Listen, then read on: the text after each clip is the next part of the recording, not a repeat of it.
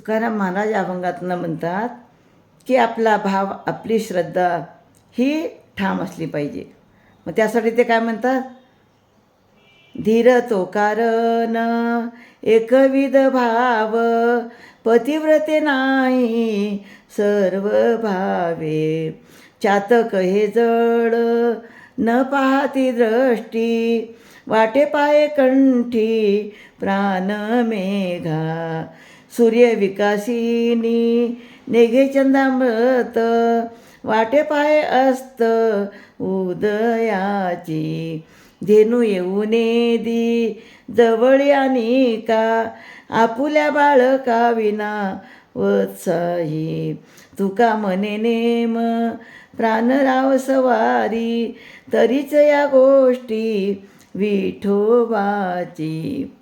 तर खरा धीर म्हणजे एका भावावर ठाम राहणे.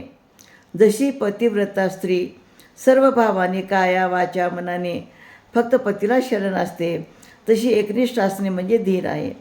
चातक पक्षी जमिनीवरचे पाणी पित नाही, तो प्राण कंठाशी आणून फक्त आकाशातील मेघाकडे पडणाऱ्या पावसाची वाट पाहतो. म्हणजे दुसऱ्या कोणत्याही आधाराला न पाहता एकाच आशेवर जगणे.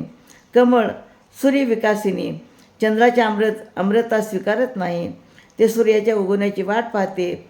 ज्याच्यासाठी जन्म आहे त्यालाच ती ओळखते. गाय आपल्या वासरा व्यतिरिक्त दुसऱ्या कोणालाही जवळ येऊ देत नाही, तिला फक्त आपल्या बाळाची ओढ असते.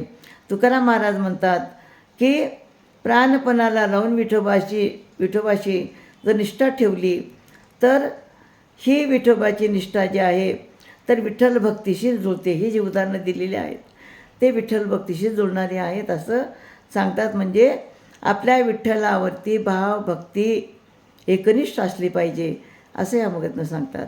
रामकृष्ण हरी.